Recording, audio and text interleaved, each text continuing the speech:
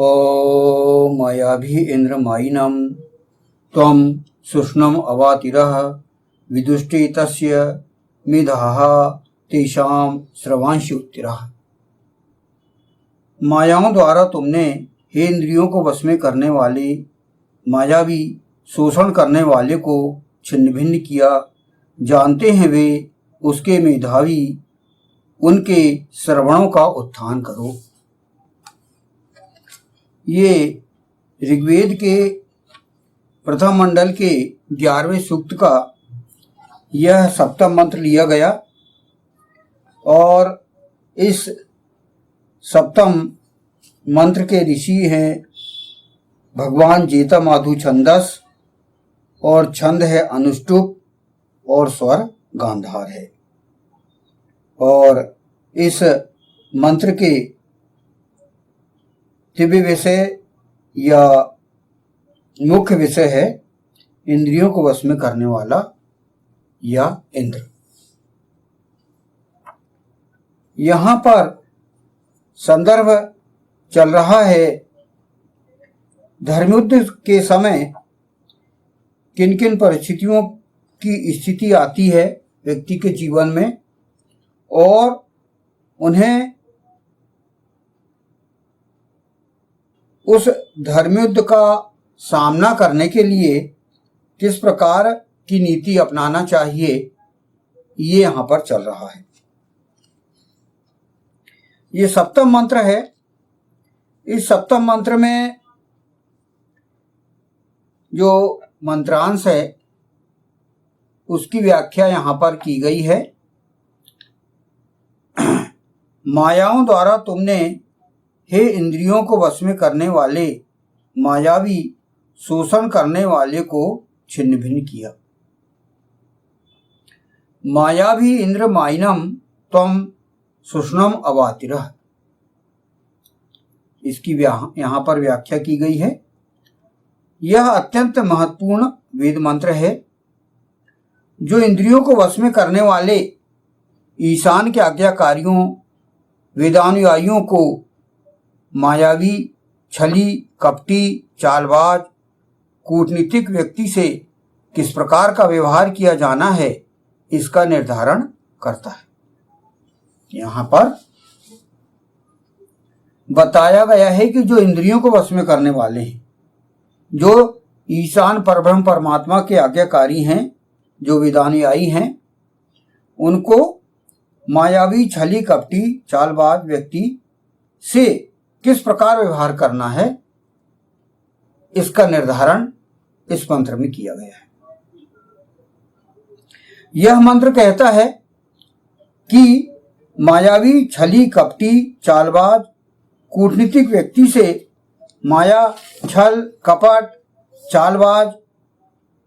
चालबाजी और कूटनीति द्वारा ही व्यवहार किया जाना चाहिए। यदि व्यक्ति मायावी है, छली है, कपटी है, चालबाज है, कूटनीतिक है, तो ऐसे व्यक्ति से हमें भी माया, छल, कपट, चालबाजी और कूटनीति द्वारा ही व्यवहार किया जाना चाहिए। ये इस मंत्रांश में बताया गया है। ईश्वर अर्थात ईशान वेद अपने अनुयायी को धर्माचरण के कारण सीधा साधा, मंद बुद्धि वाला, कमजोर, लल्लू नहीं बनाना चाहता, अपितु धर्माचरण करते हुए उन्हें सबसे अधिक चालाक, चुस्त और तात्कालिक प्रज्ञा संपन्न बनाना चाहता है ताकि कोई भी दुष्ट व्यक्ति उनका सामक्ष ना कर सके। बहुत तेज बुद्धि वाला आपको बनना है और चुस्त चालाक आपको बनना पड़ेगा, भगवान कृष्ण जैसे। धर्म व्यक्ति को दुष्टों के सामने कमजोर नहीं बनाता, अपितु अधिक शक्तिशाली बनाता है। कोई व्यक्ति धार्मिक है तो उसे कमजोर नहीं होना चाहिए बल्कि शक्तिशाली होना चाहिए। इसी वेद मंत्र के आधार पर महात्मा विदुर ने वह नीति निर्मित की है। तो जो नीति है विदुर नीति, उसका यहाँ पर उदाहरण दिया गया है।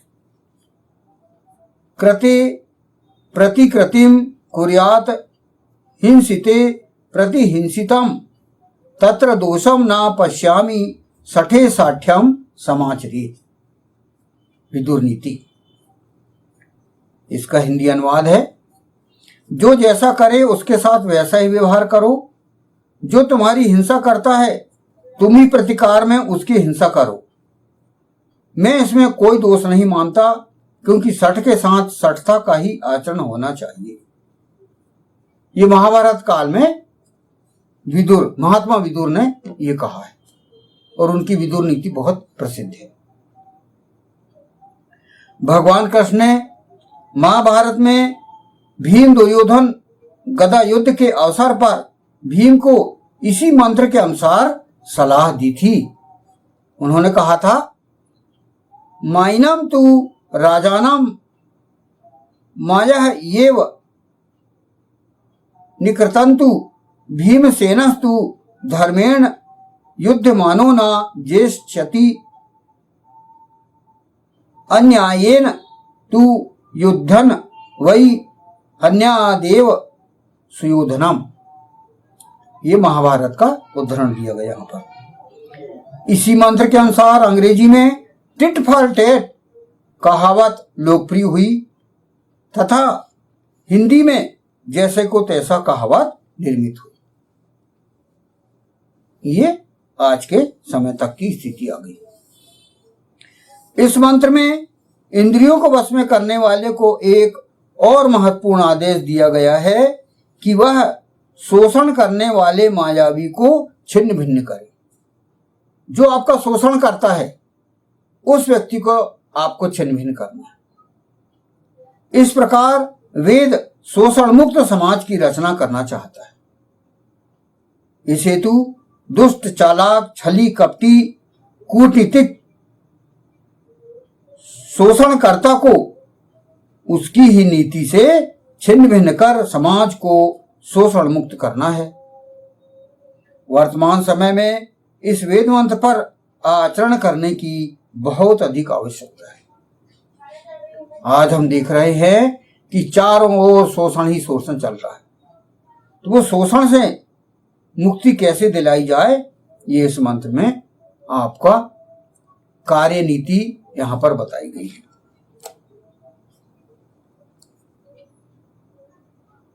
अब अगला फुटनोट है, जानते हैं वे उसके मेधावी, उनके श्रवणों का उत्थान करो।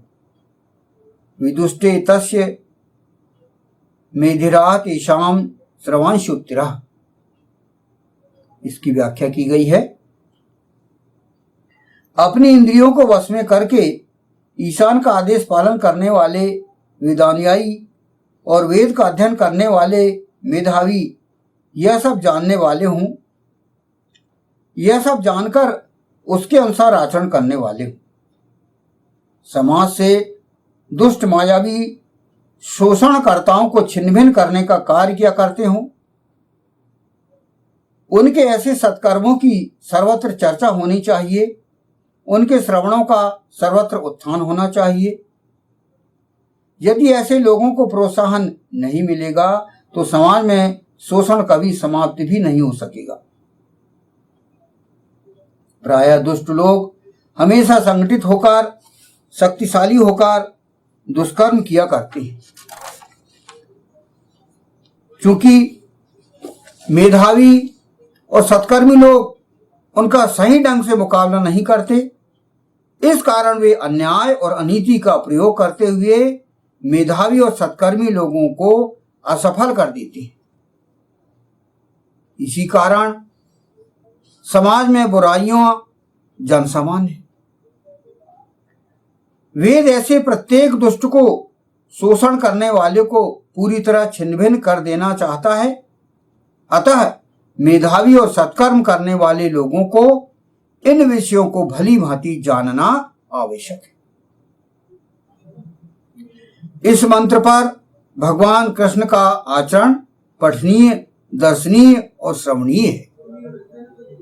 उन्होंने महाभारत युद्ध के समय और अन्यत्र भी दुष्टों के साथ इस मंत्र का भरपूर प्रयोग किया है। तो महाभारत काल का हम इतिहास पढ़ें और याद करें तो इस मंत्र का भगवान कृष्ण ने बहुत उपयोग किया है। जो भी नीति उन्होंने चली है बस इस मंत्र के आधार पर चली है। तो वेदानुकूल आचरण भगवान कृष्ण ने इस प्रकार किया है। इसलिए व्यक्ति वेद पढ़े, उसका सैद्धांतिक भाष्य समझे और आचरण भाष्य जो हमारे जो आचरणनायक हैं भगवान विष्णु, भगवान शंकर, भगवान शिव, भगवान राम, भगवान कृष्ण, ये जो 5 महानायक हमारे, उनके इतिहास का हम अध्ययन करें और उनको हम आचरण में लें, क्योंकि इन सभी के आचरण पूरी तरह वेदानुकूल थे। इन सभी का हम बिल्कुल ध्यान रखें और अपना उत्थान करें। तो इस मंत्र का यहां पर ये व्याख्यान इतना होगा। मायाओं द्वारा तुमने हे इंद्रियों को वश में करने वाले मायावी शोषण करने वाले को छिन्न भिन्न किया, जानते हैं वे उसके मेधावी, उनके श्रवणों का उत्थान करो। ओ मायावी इंद्रमायिनम त्वं शुष्णम अवातिरः विधुष्टे तस्य मेधा तेषां श्रवांसि उत्तरः।